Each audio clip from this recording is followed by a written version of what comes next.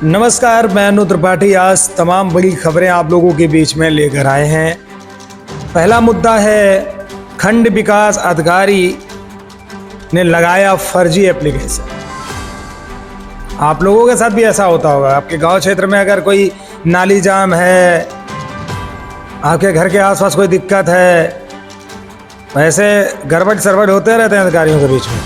तो इसके बारे में भी बात करूंगा। ये मामला कानपुर देहात डेरापुर का है। सड़कों से हटेंगे छुट्टा पशु, सरकार करेगी संरक्षण। उत्तर प्रदेश की योगी सरकार ने ये फैसला लिया है और टीम को बैठा करके ये फैसला उन्होंने दे दिया कि अब सड़कों के किनारे, चाहे वो गांव हो या शहर हो, गौवंश को वहां से हटाकर संरक्षण स्थानों पर रखा जाए। इसके बारे में भी बात करेंगे।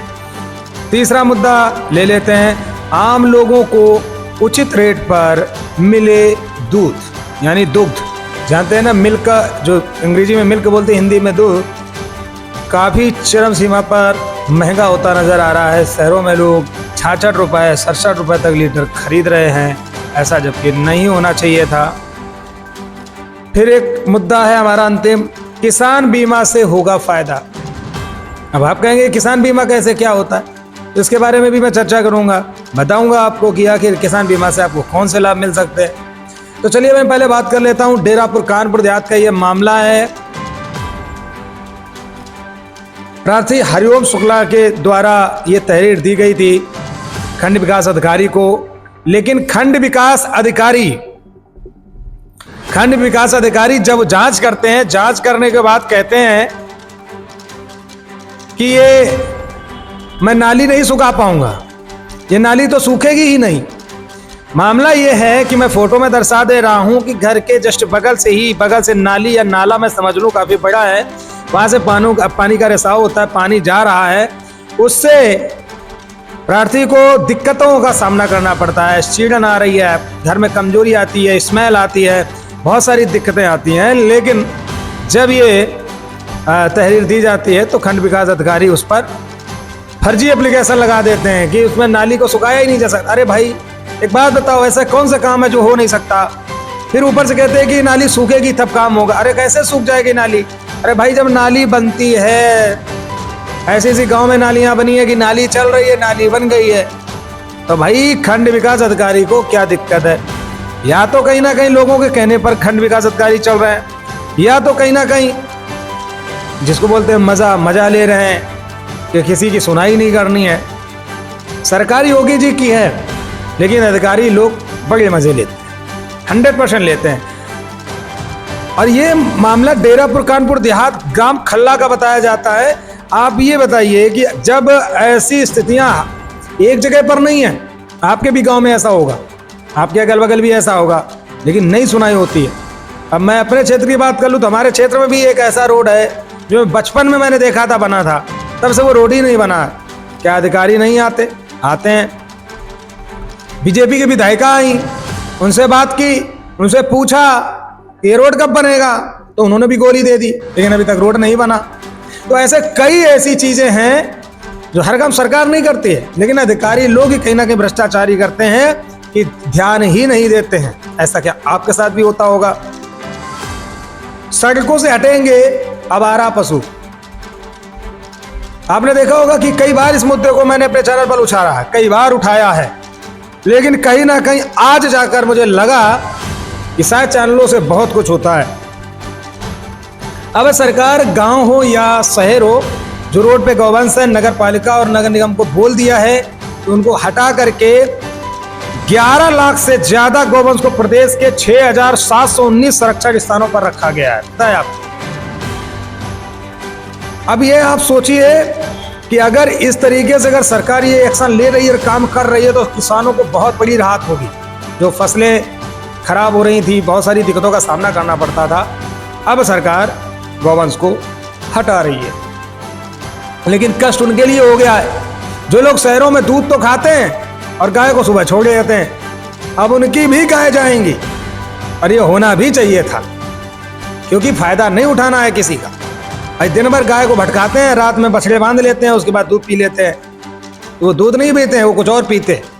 तो कहने का मतलब है ना, जो होशियारी करते तब उनके होशियारों के भी मुंह पे थप्पड़ कहीं ना कहीं योगी सरकार मार रही है। और इससे कई लोगों को फायदा मिलेगा।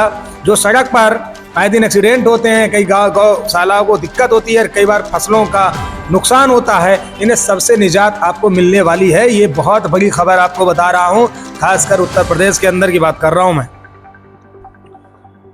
बस सवाल एक छोटा सा ये भी बनता है कि जो संरक्षण स्थान है वहां पर आखिर गौवंश को किस तरह रखा जाएगा। बस उनके साथ ज्यादा ना की जाए, क्योंकि कई बार देखने को मिलता है कि गौवंश भूखों तड़फ रहे हैं, उनके ऊपर भी शिकंजा होना चाहिए। जो लोग जिम्मा लेते हैं लेकिन गौवंश को भूखा मारते हैं, तो ये दैनिक स्थितियां नहीं आनी चाहिए मेरे हिसाब से। लेकिन आगे देखते हैं कि क्या होता है। आम लोगों को उचित रेट पर दूध दिया जाए, ये योगी सरकार का कहना है। बात तो सही है भाई, बहुत सारे लोग हैं रिक्शा चलाते, कुछ भी चलाते, 10 रुपए वाला दूध 12 रुपए में खरीद रहे। अरे भाई, किसी का इतना नहीं बजट बनता है, बहुत परेशान होते हैं। तो कहीं ना कहीं अगर इस पे छूट मिल रही है और सस्ता मिल रहा है तो इससे बड़ी बात अच्छी नहीं हो सकती।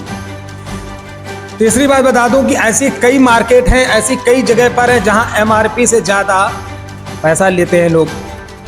वो कोई भी मामला हो, अभी एक हाल में ही हमारे पास एक मामला आया था बियर शॉप का। बियर शॉप पर मानते हैं कि 1 अप्रैल से रेट बढ़ाया गया है, लेकिन जो पुराना माल है उस पर 10 से 15 रुपए तक एक्स्ट्रा वसूली की जाती है।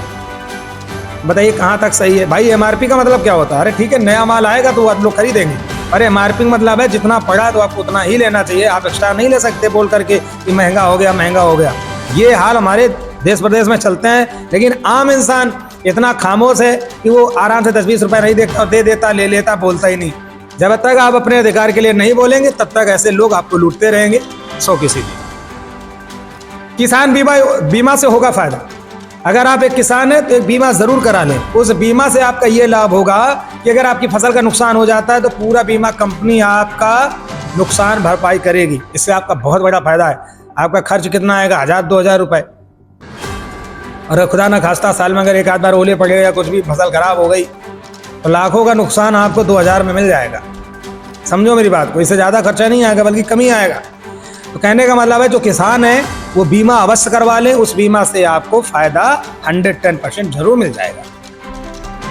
आजकल आपने देखा होगा कि PM मोदी की डिग्री की बात हो रही। PM मोदी की डिग्री लोग मांग रहे हैं। केजरीवाल ने डिग्री की मांग कर दी। भाई PM मोदी ने अपनी डिग्री दिखा दी है मेरी। अब सवाल यहाँ पर यह भी बनता है कि केजरीवाल के जो विधायक हैं, केजरीवाल के जो लोग हैं, क्या वो भी डिग्रीधारी है? भाई साहब नहीं है। पता है आपको, लगभग 7 से 8 विधायक तो ऐसे हैं जिन्होंने 8वीं पास किया हुआ है।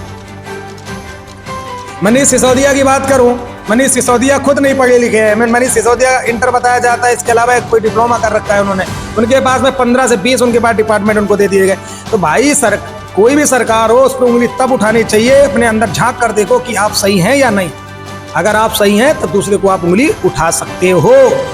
लेकिन यहाँ पर तो अरविंद केजरीवाल जी का पर्दाफाश हो गया, क्योंकि अरविंद केजरीवाल को डर लग रहा है, डर सता रहा है कि कहीं ऐसा ना हो जाए हमारी गद्दी ना चली जाए। दूसरी तरफ जो मान सरकार है पंजाब में, उनकी डिग्री की अगर मैं बात कर लूँ तो उनकी भी डिग्री अगर आप देखेंगे तो उनकी भी डिग्री 10वीं 11वीं 12वीं पास है। तो भैया जब आपके ही लोगों का जिसको आपने CM बनाया, जब उसकी ही डिग्री नहीं है तो आप प्रधानमंत्री पर कैसे उंगली उठा सकते हैं?